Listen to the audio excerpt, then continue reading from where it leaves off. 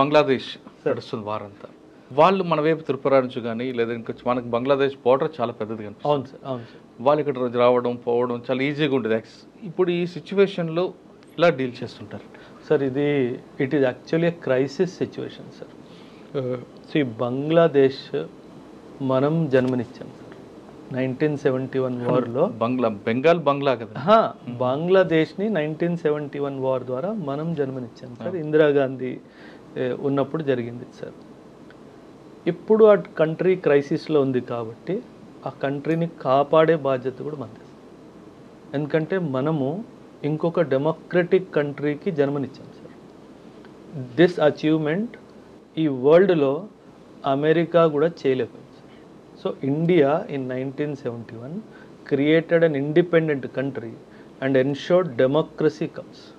So now మనం కూడా ఒక డెమోక్రటిక్ కంట్రీ కాబట్టి ఆ కంట్రీ కూడా మియాన్మార్ లాగా మిలిటరీ కంట్రోల్లో వెళ్ళకుండా ఆపి మళ్ళీ పొలిటికల్గా రీఇన్స్టేట్ చేసే బాధ్యత మనది సార్. సో ఆ పని మనం చేయాలి ఇమీడియట్లీ. మీరు ఇన్ఫ్యాక్ట్ నిన్న బిఎస్ఎఫ్ డీజీ మెసేజ్ చదివితే కనుక ఆయన చెప్పాడు, we have increased our vigilance along the border. The border has been sealed, only authorised personnel will be allowed to move in and move out అని. ఎందుకంటే షేక్ హసీనా గారు for the time being temporarily ఇండియాలో asylum seek చేశారు, తర్వాత యూకేకి వెళ్ళిపోతాము అన్నట్టుగా మాట్లాడారు. కానీ అంటే నేను పొలిటికల్ స్టేట్మెంట్ ఇవ్వట్లేదు సార్, నేను ఫ్యాక్చువల్ డేటా మీద చెప్తున్నాను. In the last 15 years Bangladesh ఇండియాని కూడా చాలా ఇండికేటర్స్ మీద క్రాస్ చేసేసింది సార్.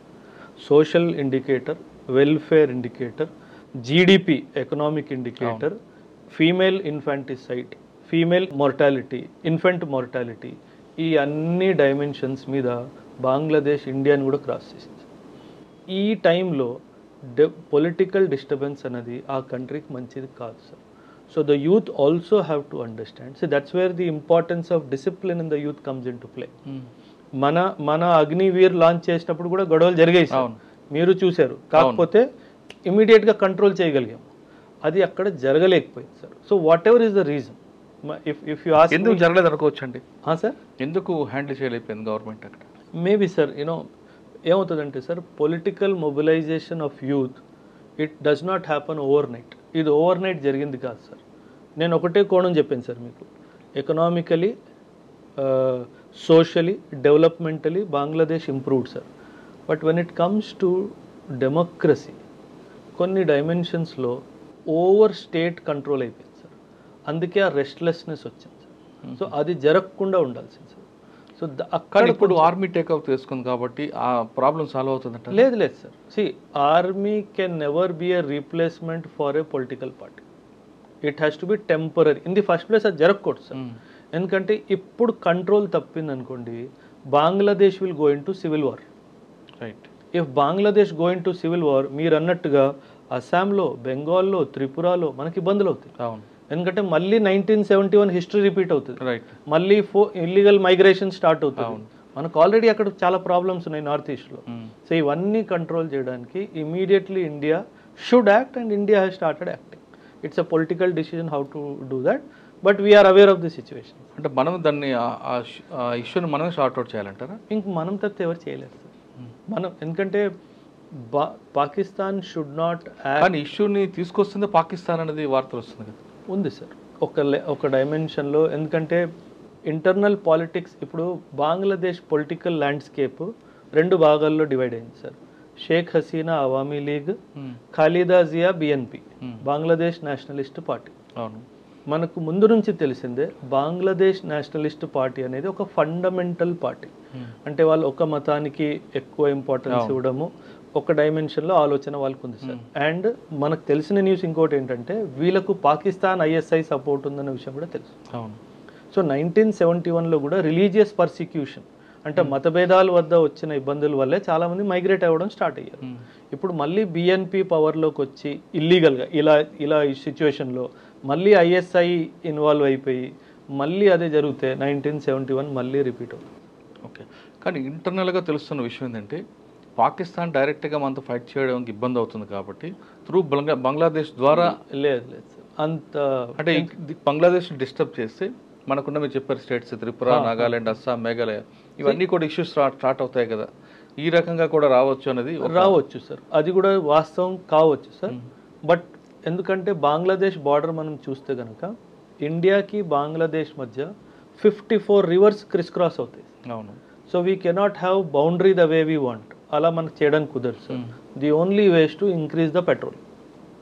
ఆ పెట్రోలింగ్ ఇంక్రీజ్ చేస్తూ బిఎస్ఎఫ్ స్ట్రెంగ్త్ని పెంచుతూ కరెక్ట్గా మనం గార్డ్ చేసుకోవాలి మన బార్డర్. కరెక్టే. కానీ ఇప్పుడున్న సిచ్యువేషన్లో బంగ్లాదేశ్ జరుగుతున్న వారికి అక్కడున్న కొంతమంది మనకి బార్డర్ కరెక్ట్గా ఫెన్సింగ్ లేదు కాబట్టి ఇటువైపు జంప్ అవ్వడం, ఇక్కడ కూడా న్యూసెన్స్ చేస్తున్నారు అనేది అవకాశం ఉంది సార్, అవకాశం ఉంది. But we will have to see how the government responds. కానీ అవకాశం ఉంది సార్, జరగచ్చు కూడా. ఎక్కువ మనకి త్రిపురలో కనిపిస్తుంది, Tripura, Assam, Meghalaya also and also West Bengal sir. 4096 kilometres of border sir Bangladesh తోటి, చిన్న బార్డర్ కాదు. One of the lengthiest borders of India, land border maximum బంగ్లాదేశ్తోనే 4096 కిలోమీటర్స్ సార్. ఆ లెంత్ ఆఫ్ బార్డర్ని మనం సేఫ్ గార్డ్ చేయాలంటే జస్ట్ ఇప్పుడు ఆ ఇష్యూని షార్ట్ అవుట్ చేసి మనకి ప్రాబ్లం రాకుండా ఉండాలంటే ఏం చేయాలంటారు? డిప్లొమాటికలీ ఎంగేజ్ చేయాలి బంగ్లాదేశ్ తోటి. డిప్లొమాటికలీ ఎవరైతే ఇప్పుడు మిలిటరీ లీడర్స్ కంట్రోల్ తీసుకున్నారో వాళ్ళతో మనం డిప్లొమాటికల్గా మిలిటరీగా మాట్లాడి సిచ్యువేషన్ని కంట్రోల్, వాళ్ళకి కావాల్సినంత సహాయం మనం ఇచ్చి దాన్ని డిప్లొమాటికలీ కంట్రోల్ చేయడానికి ట్రై చేయాలి. అందులోనే మనకి మంచిది, వాళ్ళకి మంచిది. కానీ అక్కడ సిచ్యువేషన్ చూస్తుంటే అలా కనిపించట్లేదు కదా. అవును sir. Sir that's what I'm saying. మనకి గ్రౌండ్ రియాలిటీ కంప్లీట్గా తెలియదు. ఆర్మీ వాళ్ళు మేము కంట్రోల్లో తీసుకున్నాము, కంట్రోల్ తప్పలేదు అన్నట్టుగానే మాట్లాడుతున్నారు, కానీ ఆ గ్రౌండ్ రియాలిటీ ఏదో మనకు తెలియదు. అంటే నేను ఈరోజు ఒక త్రిపురలో ఉన్న మన ఆఫీసర్లతో మాట్లాడితే వాళ్ళు చెప్తుంది ఇప్పటికీ కనిపిస్తుంది న్యూసెన్స్ అయితే ఉంది, బయటకు అనుకున్నంత పీస్ఫుల్ అయితే కాదు అంటారు. అవును అవును sir. So that is why మన బార్డర్స్ మనకి ఐసీపీ అని ఉంటుంది సార్, ఇంటిగ్రేటెడ్ చెక్ పోస్ట్ అని ఉంటుంది. అక్కడ నుంచే రావడం వెళ్ళడం అంతా జరుగుతుంది సార్. వాటిల్ని సీజ్ చేయడము, ఎక్స్ట్రా మ్యాన్ పవర్ స్ట్రెంత్ పెట్టి వాళ్ళని గార్డ్ చేయడం మాత్రం ఇమీడియట్గా స్టార్ట్ అయ్యింది. మీరు చెప్తున్న అంటే కొన్ని ప్రాంతాల్లో త్రిపుర లాంటి స్టేట్లో లోకల్ బాడీ ఎలక్షన్స్ ఉన్నాయి ఇప్పుడు త్వరలో, దీని ఇంపాక్ట్ పడుతుంది అంటారా? పడుతుంది సార్. ఎందుకంటే election commission will take a decision. అంటే దీనివల్ల లోకల్ ఏమైనా డిస్టర్బెన్స్ ఉందా ఆ డైమెన్షన్లో election commission will take a call. మనం అక్కడ స్టేట్మెంట్ ఇవ్వడానికి లేదు సార్. అంటే బంగ్లాదేశ్ అనేది మనకి ఎప్పటికైనా మనం కంట్రోల్ చేస్తే బెస్ట్ అంటారు. మనమే చేయగలం సార్, ఇంకెవరు చేయలేరు సార్ దాన్ని. ఎందుకంటే మనకి హిస్టారికల్ రిలేషన్స్ ఎలా ఉన్నాయి ఆ కంట్రీ తోటి. ఆ కంట్రీకి డెమోక్రసీ నేర్పింది మనం, ఆ కంట్రీలో డెమోక్రసీ తెచ్చింది మనం.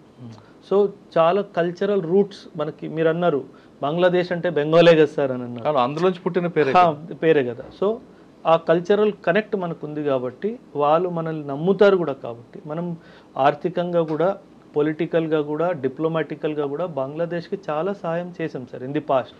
So they will accept all those things. So మనం తప్పితే as of now no statement has come that they are going to talk with Pakistan. ఆ స్టేట్మెంట్ సార్ మళ్ళీ అది పాకిస్తాన్ అయ్యే అవకాశం లేదు, అది లేదు సార్. అది India will take care. So we know how to take care. So అది మనం భయపడాల్సిన అవసరం లేదు. కాకపోతే లా అండ్ ఆర్డర్ తప్పడం వల్ల మన స్టేట్స్కి ఏమైనా ఇబ్బంది వస్తుందా, అదొక్కటే మనం జాగ్రత్త చూసుకోవాలి. ఇప్పుడు బంగ్లాదేశ్లో ఏం జరుగుతుంది సార్, యూత్ ఇండిసిప్లిన్డ్గా ఉన్నారు, రోడ్డు మీదకి వచ్చింది. ఆ రిజర్వేషన్ బిల్ ఏదో రిటర్న్ తీసేసుకుంది కదా సార్, సుప్రీంకోర్టు కూడా ఖారీజ్ చేసింది కదా సార్, వదిలేయచ్చు కదా. యూత్ ఇండిసిప్లిన్డ్ అయిపోయింది. నేను ఇవాళ ఒక వీడియో చూశాను సార్, ఇన్స్టిట్యూట్ మీ దగ్గరకు వస్తున్నప్పుడు షేక్ ముజిబుర్ రెహమాన్ బొమ్మని వాళ్ళు నాశనం చేశారు సార్. అవును, అసలు ఎలా చేస్తారు sir? In the constitution you have mentioned him as the father of Bangladesh. నువ్వు ఫాదర్ ఆఫ్ ది నేషన్ బొమ్మ ఎలా ఇరగొడతావు? మీరు చెప్పారు కదా ఇండిసిప్లైన్ అది. ఆమె హసీనా బెడ్ మీద కూడా పడుకుంటాడు, ఫర్నిచర్ తీసుకెళ్ళిపోయారు. అది ఓకే, అది లూట్ ఈజ్ అండర్స్టూడ్. ఇలాంటి సిచ్యువేషన్లో లూట్ తప్పే కదా. కానీ ఒక వ్యక్తి ఎవరైతే మీకోసం పోరాడి, మీకోసం జైలుకి వెళ్ళి, మీకోసం ఇన్ని త్యాగాలు చేసిన తర్వాత మీరు ఆయన బొమ్మతో అలా చేయడం నన్ను అడిగితే వాస్తవంగా సార్ అది 100% తప్పు. అంటే నాకు అనిపిస్తుంది ఏంటంటే ఆ బొమ్మ వీళ్ళు తెలియదేమో. తెలియదు సార్, ఆయన స్టోరీ వీళ్ళు తెలియదు సార్.